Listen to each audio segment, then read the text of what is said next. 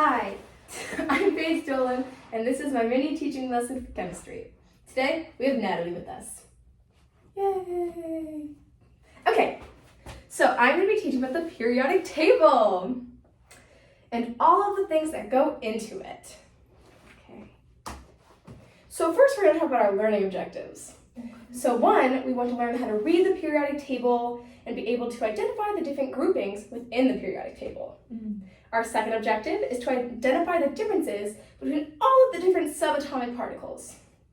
And our third objective is to know the difference between atomic mass and atomic number. Sound good? Yeah. So, here's our question. What is the periodic table? Can you read this answer for me? The periodic table is a way to organize the chemical elements. Perfect. Now that is a very simplified version, and we're going to learn more about the things in the periodic table. So, what does it look like? Here on the screen is a picture of the periodic table. Do you notice anything about it? Colors. Yes, there are a lot of different colors, and we're going to learn about those later in our lesson. So, some important basic information to start is every single element gets a little box like this. And on the element, there's something called an atomic number, an atomic mass, and then the symbol and the name. And these are really important things that we're going to talk about now. So how is it organized? It's organized by, can you read this for me? Atomic number, atomic mass, periods, and groups. Perfect. So first, we're going to learn about atomic number and atomic mass.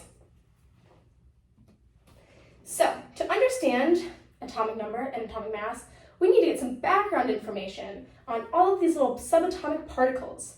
These are known as protons, neutrons, and electrons. First, we're going to learn about a proton. So a proton is going to be represented by this little blue circle with a plus sign in the middle.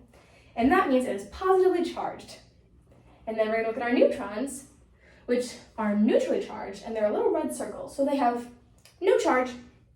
And these are both found inside this little thing called the nucleus. And then our last one we're going to learn about is electrons, and these are negatively charged. And these live in the little rings around the atom, not inside of the nucleus. Does that make sense? So here's how they would look on an actual diagram. We see the electrons on the outsides and the protons and neutrons in the middle. So, what is atomic number and atomic mass? So atomic number is the amount of protons found in the nucleus of an atom. So in this example here, how many protons do we have? 1, 2, 3, 4. 1, 2, 3, 4, 5, 6. Perfect. So the atomic number for this would be 6. And then the next thing we're going to learn about is atomic mass. And atomic mass is the sum, meaning addition, of the protons and the neutrons in the nucleus. How many do we have in this example? 6, 7, 8, 9, 10, 11, 12. Perfect. So the atomic mass for this element would be 12. Any questions so far? No. No, we're good? Yes. Perfect. So now we're going to talk about groups and periods. The first one we're going to talk about is groups. So groups are the vertical columns that represent the amount of electrons in the outermost shell. These are called valence electrons. And to remember groups, we go group, Group. Perfect. And then what is a period? A period is what's going, A period is what is going vertically. And it is representing the amount of rings an atom has.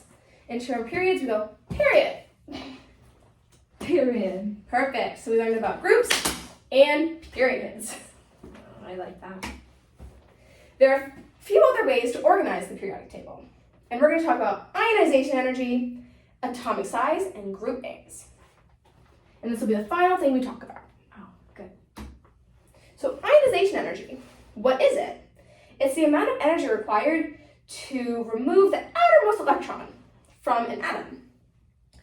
And as you go down, the ionization energy decreases. So it decreases as you go down. And then as you go left to right, it increases. So down and left to right. Atomic size. So what this is the overall size of the atom. It increases as you go down, which is the opposite of the ionization energy. And it decreases as you go left to right. So just think they're kind of opposites. And then we have the three little categories: metals, metalloids, nonmetals. And on the screen, you can read the different physical properties that these things have. Can you read metals for me?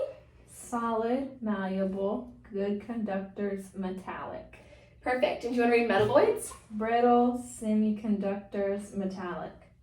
And nonmetals. Non-solid, dull, insulators. Perfect. And these kind of help with some group names. So this chart shows all the different group names and is color-coded, just like we saw earlier in this presentation. So some of these group names include the alkali metals, the alkaline earth metals, the halogens, and the noble gases. And these are just a few. And you can see on here they're organized by their groups.